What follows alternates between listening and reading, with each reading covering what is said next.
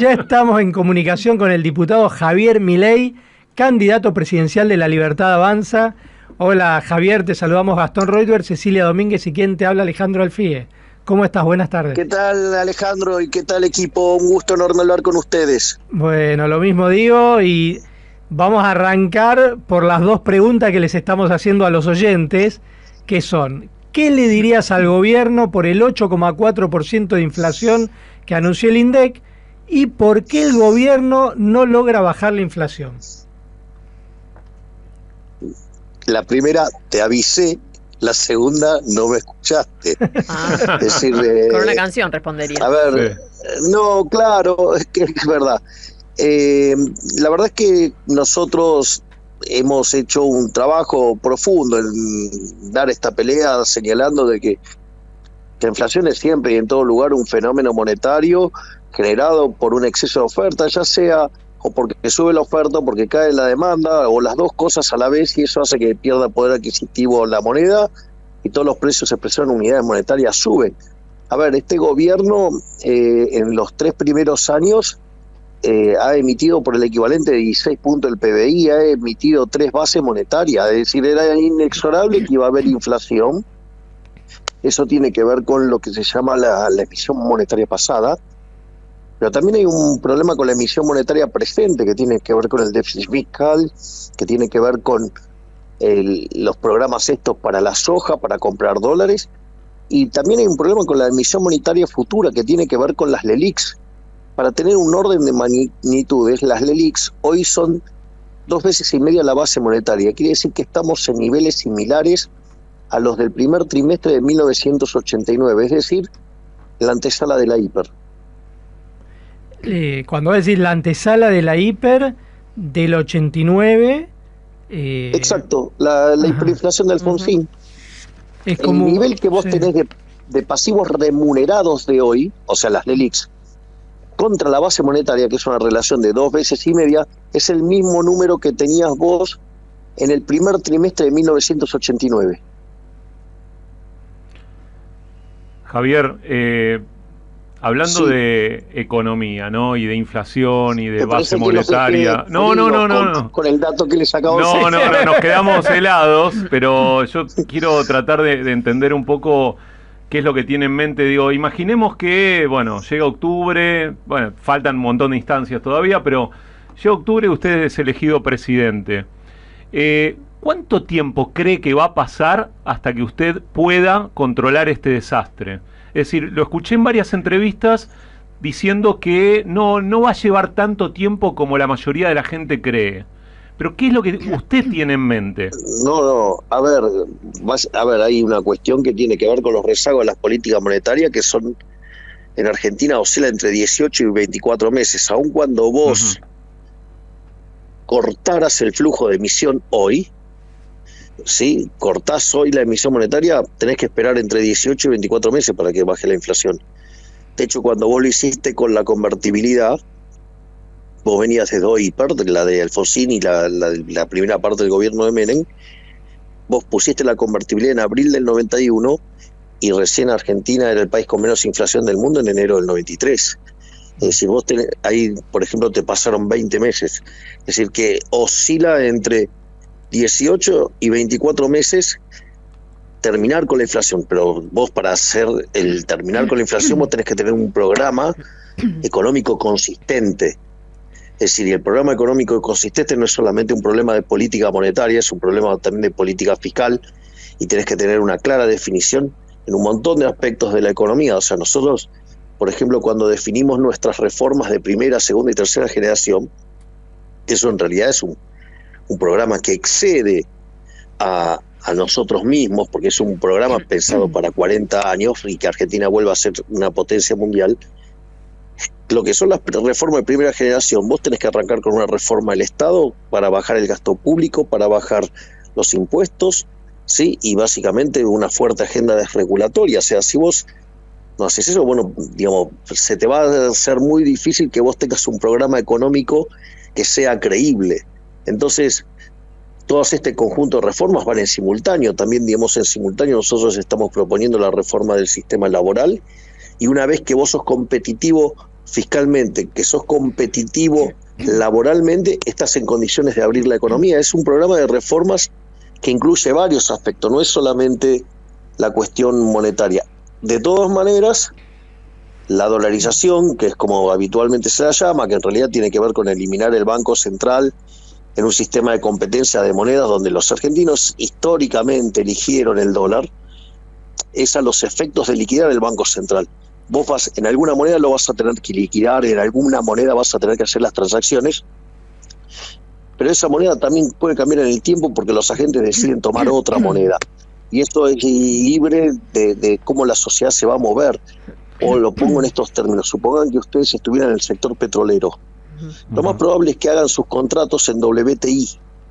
Y si fueran, digamos, que es el precio del petróleo, si ustedes, o sea, estuvieran en el sector del gas, harían contratos en BTU, que es el precio del gas, y así sucesivamente.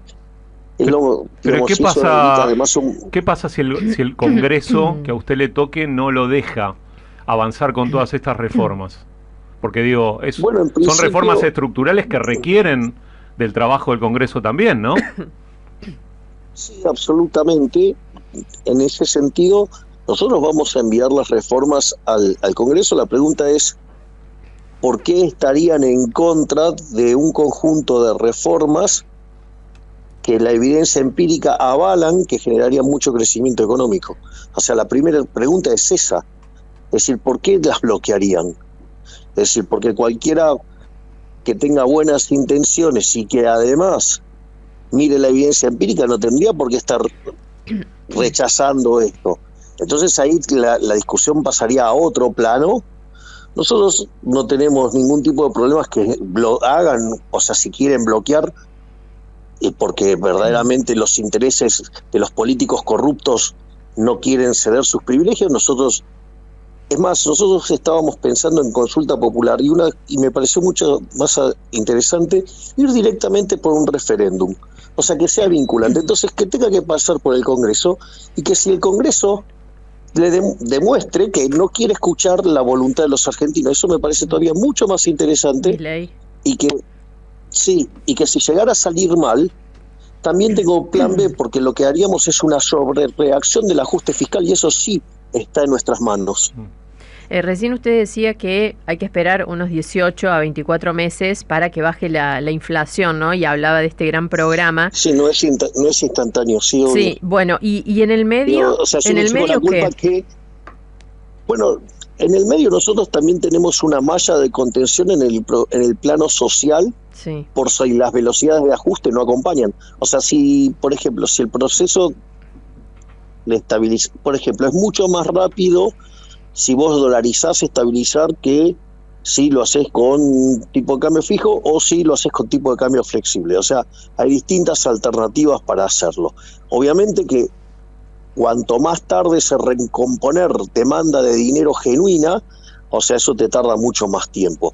Pero nosotros, o sea, si a nosotros no nos acompañan con con esas reformas, de vuelta, nosotros no tenemos problema en sobrereaccionar la política fiscal para absorber más pesos de la calle y para que la inflación baje más rápido. Pero hay cosas que, o sea, no podés hacer milagros, por decirlo de alguna manera. Es decir, más o menos los tiempos de los rezagos de la política monetaria son entre 18 y 24 meses. Si alguien te dice que lo puede hacer antes, bueno, no sé cómo lo va a hacer, digamos, dada la evidencia empírica. Es casi media gestión lo que habría que esperar. En cierto punto, ¿no? Digo, no, es cierto si vos querés, pero a ver, si yo lo pongo en otra perspectiva, no lo hizo el kirchnerismo, entonces terminó con 8% de inflación promedio. Como no lo hizo el segundo gobierno, se fue a 20, como no lo hizo en el tercer gobierno, se fue a 30, como no lo hizo Macri, se fue al 40 y hoy estamos arriba del 100. Para tener un orden de magnitudes de lo que es 100% inflación, quiere 108, ¿no? Los últimos 12 meses. Pero si tomo la punta, estoy en 150. Si tomo lo que es alimentos, estoy en 200. Y además tengo indicadores de inflación de reprimida que oscilan entre 50 y 100 puntos porcentuales. Entonces, bueno, uno puede decidir no hacerlo. Ahora digo, se nota que cada vez vamos a inflaciones crecientes. O sea, tratar de buscar las soluciones que, digamos, le queden cómodas a los políticos, bueno, eso es lo que está pasando. O sea, nunca terminamos de terminar con el problema. Mira, hay una frase muy linda de Thomas Sowell que dice: la primera ley de la economía es la escasez, y la primera ley de la política es ignorar la primera ley de la economía. Entonces, si vos te vas a guiar por lo que dicen los políticos, bueno, así estamos. O sea, cada vez no vas peor.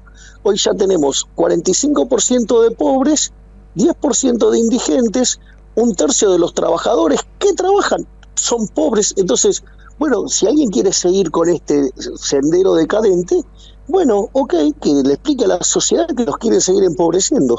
Ahora, Javier Milei, también los que son críticos de tu propuesta, plantean que es muy difícil implementar una dolarización, por ejemplo, en un país que no tiene dólares. ¿Cómo se resolvería eso? Bueno, eso es relativo. O sea, en los colchones argentinos hay 300.000 millones de dólares. O sea, que no es que no hay dólares. Lo imposible es querer recrear una moneda cuando vos no tenés demanda. Es decir, mirá qué interesante. Yo estaba al aire esperando a ustedes, ¿no? Entonces, que los felicito porque están en el segundo lugar y con casi 19% de audiencia, ¿no? Gracias. Ahora, yo les hago una pregunta. Eso del otro lado se llama demanda. Sí. O sea, y ustedes sostienen el programa porque tienen ¿qué cosa? Demanda. ¿Qué pasa si el rating fuera 0?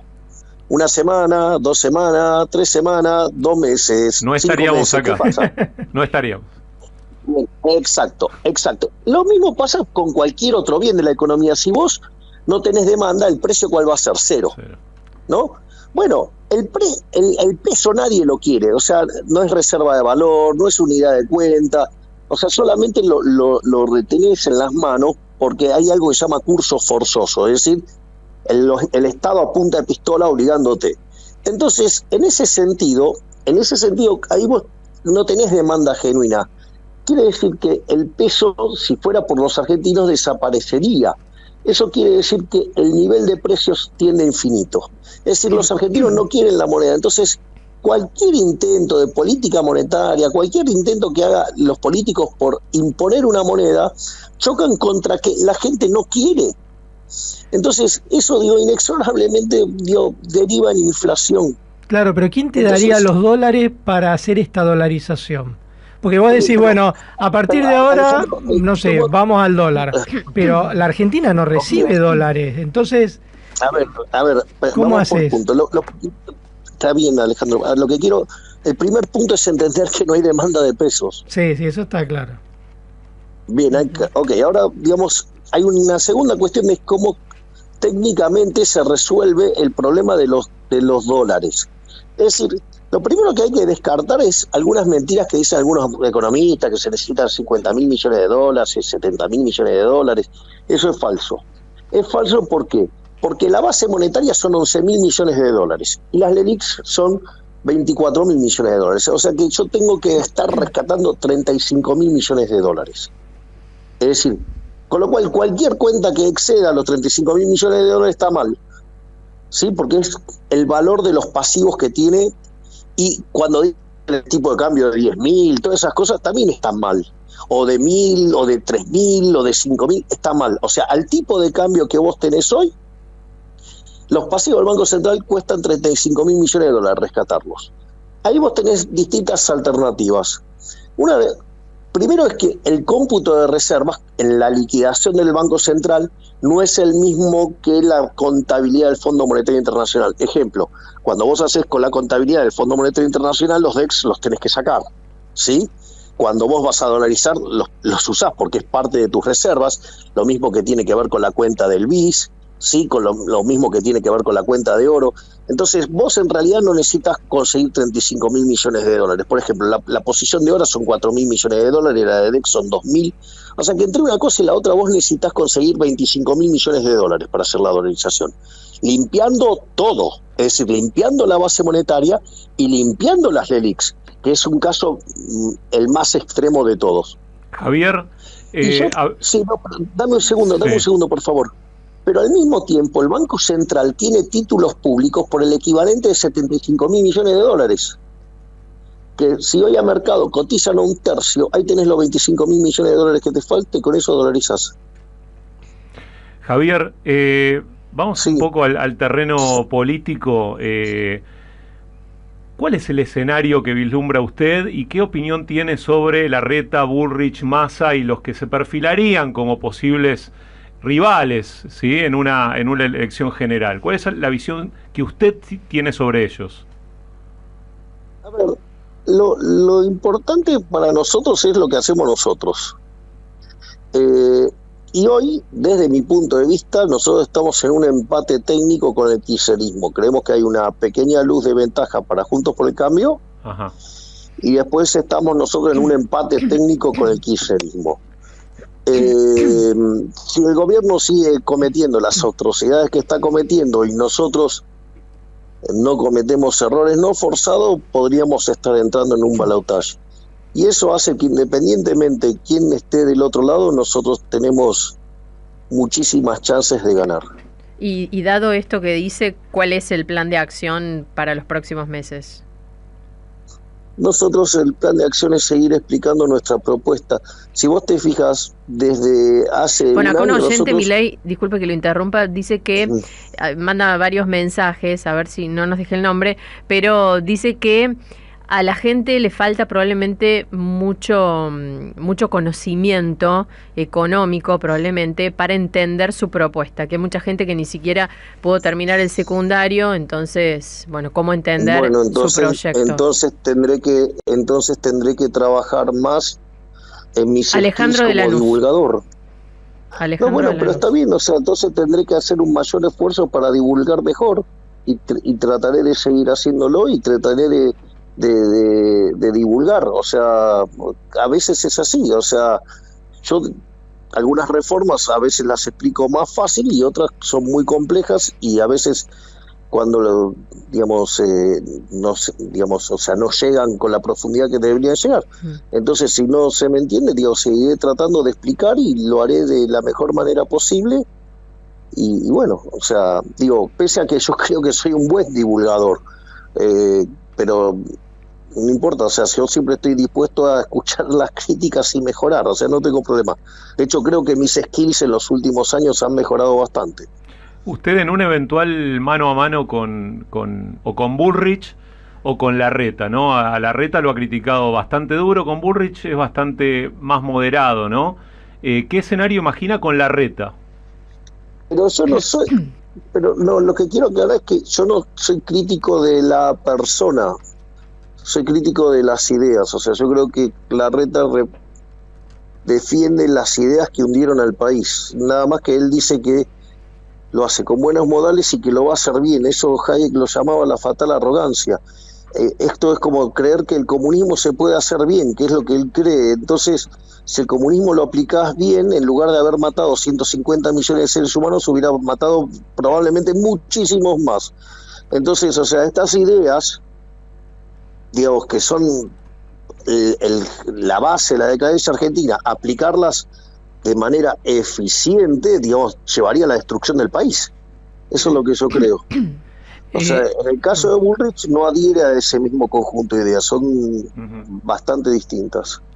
Javier, a ver, acá unos oyentes, Juan Carlos, Nicolás, preguntan ¿qué va a hacer Milei cuando le paralicen el país con paros, con los piquetes? ¿Qué va a hacer si tiene decisión tomada con respecto a eso, medidas, planes? A ver, ahí hay dos dimensiones. Lo primero que hay que entender es que cortar la calle está mal. El derecho es el derecho circular. O sea, uno tiene garantizado el derecho de protestar, de decir lo que quiera y de hacer todo lo que quiera, pero sin violentar el derecho de otro. Entonces, la ley está para cumplirse. O sea, nosotros vamos por una nueva doctrina de seguridad, que el que la hace la paga. El derecho es el derecho a transitar, el derecho es... Usted se puede quejar, patalear, hacer todo lo que quiera, pero no puede estar violentando el derecho de otros. Y si en algún caso no quieren cumplir la ley, nosotros nos vamos a ocupar de hacer cumplir la ley. Y los cabecillas de esos grupos, o sea, van a tener que pagar las consecuencias, que es ir a la cárcel por no permitir al resto de los ciudadanos que pueda trabajar. Y con los paros, con el sindicalismo, hablan de Moyano principalmente los oyentes. A ver, yo creo que el sindicalismo, frente a las reformas que nosotros estamos proponiendo, van a estar más abiertos que lo que se está imaginando la gente, porque la verdad es que Argentina en el sector privado formal no genera empleo desde el año 2011. Está clavado en 6 millones de personas el empleo. Y fuera del mercado tenés 8 millones de personas, es decir, lo que vos tenés afuera es más importante que adentro ya en términos de magnitud. Y si vos a eso le corregís monotributo social, le corregís el incremento de empleados públicos para maquillar el desempleo, cuando vos mirás el número es verdaderamente impresionante. Entonces, desde ese punto de vista, el no crecimiento de ingresos, es más, en términos reales caen, y no crecimiento de puestos de trabajo, esa situación los sindicatos lo tienen claro y saben que hay, y además conocen un modelo que funciona, que es el modelo de la UOCRA. Entonces hay que ir a un modelo de seguro de desempleo del estilo de la UOCRA, pero con mayor profundidad financiera, y eso se puede hacer tranquilamente, porque eso, por ejemplo, los sindicalistas podrían asociarse a empresas de seguro y brindar un servicio de esas características, y eso generaría una flexibilización del mercado laboral que haría que vos puedas pasar de 6 millones a 14 millones de personas, digamos, con el problema laboral resuelto. Entonces no es trivial. Me parece que el problema es que históricamente también se encaró mal ese problema. Es decir, a veces hay que ver las dos partes cómo enfocan el problema. Y Javier, vos hablabas del tema de seguridad y viste que el lunes pasado se planteó una discusión en torno al diario La Gaceta de Tucumán, que ellos dijeron que les cancelaron una entrevista porque entre una de las preguntas que no te podían hacer era por la libre portación de armas. Acá siempre hemos hablado de todo, así que te lo quería preguntar. ¿Puedo explicar lo que pasó en la situación? No sé si ustedes han visto lo que son las caminatas. O sea, las caminatas suelen ser muy demandantes físicamente. Sí. Son muy demandantes físicamente. Y la realidad es que después de una caminata, ¿ustedes cómo creen que terminó? Transpirado, desalineado. Esa es la realidad, porque es un evento de mucho estrés físico, por decirlo de alguna manera elegante. Entonces, nosotros no teníamos problema en hacer la nota. No era un problema hacer la nota. Lo que nosotros dijimos es que no lo hiciéramos con cámaras porque no estaba, no estaba presentable. Estéticamente presentable, claro, por decirlo de alguna manera. Después de una, yo no sé, porque después, fíjense, a mí esto me ha pasado en un medio, me hicieron una entrevista, fue una entrevista absolutamente amigable, y buscaron una foto donde yo estaba gesticulando, y a partir de esa gesticulación hicieron toda una historia sobre esa foto. Entonces, ustedes conocen lo que es la posverdad. Entonces, imagínense si yo voy, después de estar 2 horas y media abajo del sol, porque 2 horas y media para caminar 1 cuadra y media, o sea, para tener un orden de magnitudes de lo que son esas caminatas y la gente que va, ustedes imagínense cómo puedo llegar a una nota. O sea, yo no tengo problema en contestar lo que me pregunten, pero lo único que pedía era, cuidar un poco el hecho de que estaba todo roto después de una caminata. Es más, o sea, yo llego, cuando salgo de una caminata, termino con todos los brazos llenos de moretones, porque se imaginarán que ya, la presión y la cantidad de gente es tan grande, no podemos hacer selfies. Entonces le doy la mano y saludo a la gente. ¿Ustedes saben, se imaginan cómo terminan mis brazos? Eso es lo que, nosotros manifestamos. Es decir, después, si a mí me preguntan todo el tiempo todas las cosas. Ahora, ¿y entonces por qué el diario La Gaceta planteó que específicamente los organizadores les prohibían preguntar por esos tres temas: aportación de armas, venta de órganos y venta de niños. No sé, es lo que ellos publicaron en el editorial de la Gaceta. La venta de niños, o sea, digo, es una mentira que vive siendo abonada por los mentirosos de Juntos por el Cambio. O sea, primer punto, eso es una mentira. O sea, es una mentira que... Digo, eso es interesante. A mí me interesaría saber por qué, digamos, los periodistas repiten una mentira que se impulsa desde Juntos por el Cambio. De hecho, esa agenda la impulsa Juntos por el Cambio. Es decir, eso lo impulsan desde la caja amarilla de Larreta. Entonces, la pregunta es al revés ahora. Digo, ¿por qué tanta insistencia sobre algo que es una mentira? Primer punto. El segundo punto es... Yo digo, hay toda una política de seguridad. Toda una política de seguridad. Y el problema que vos tenés en la seguridad es el último cuarto de milla. Entonces la pregunta es, ¿por qué hay gente que se pone a favor de los delincuentes en lugar de ponerse a favor de los honestos? O sea, y ese es el otro punto. Y después el tema de los órganos, lo mismo que dije en aquel momento, hay 350.000 personas que mueren por año, que son, por la ley Faustina, donantes, porque yo no sé si ustedes saben, pero ustedes son todos donantes, salvo que digan lo contrario. Porque la ley Faustina dice que sus cuerpos son del Estado, para que, Dios, o sea, lo tengan claro. Entonces la pregunta es por qué hay 7.000 personas sufriendo, digamos, que hay ahí algo que no funciona.